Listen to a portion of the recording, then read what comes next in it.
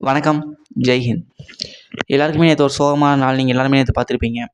கடலூர் மாவட்டத்தில் செப்பங்குப்பம் அப்படிங்கிற பகுதியில் ஒரு ரயில் தனியார் பள்ளி வாகனத்து மீது மோதி 3 மாணவர்கள் சம்பவ இடத்திலே உயிரிழந்திருக்காங்க. இது ஒரு மிகவும் துயரமான விஷயம். நான் அதை பற்றி சிம்பிளாக எலாபரேட் பண்ணலாம்னு நினைக்கிறேன். எல்லாத்துக்குமே அதை பற்றி தெரியும் உங்களுக்கு.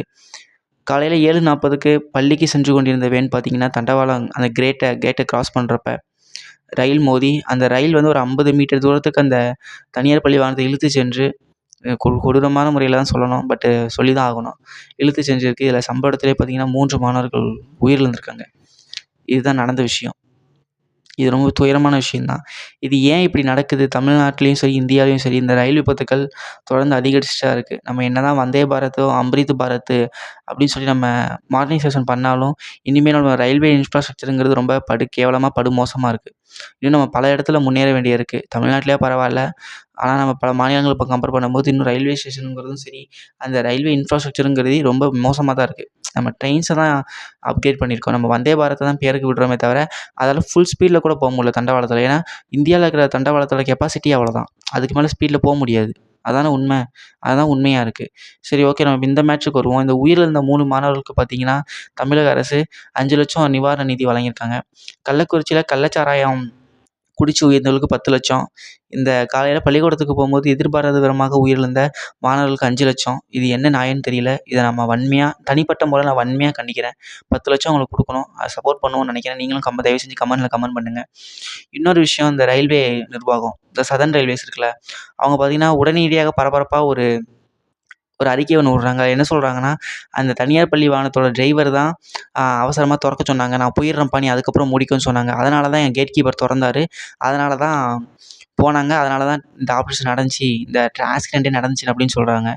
உடனே 10 நிமிஷம் கழிச்சு திரும்பி இன்னொரு அறிக்கை விடுறாங்க. அதில என்ன சொல்றாங்கன்னா, அவரு மூட போம்போது இவரு உள்ள போயிட்டாரு. வேகமா போயிடலாம்னு நெனச்சு போனாரு. அப்ப ட்ரெயின் அடிச்சிருச்சு அப்படின்னு சொல்றாங்க.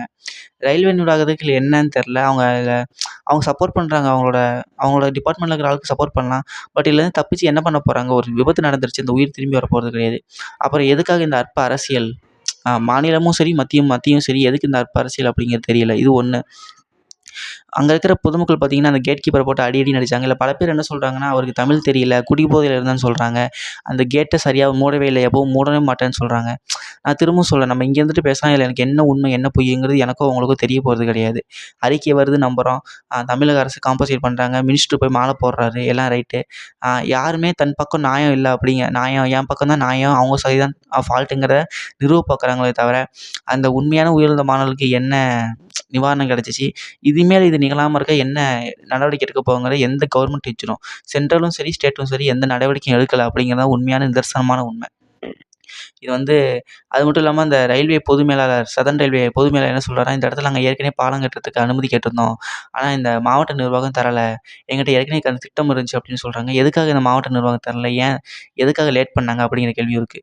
ஏன்னா ஃபண்டு ஃபுல்லா அவங்க சென்ட்ரல் கவர்மெண்ட் பண்ண போறாங்க.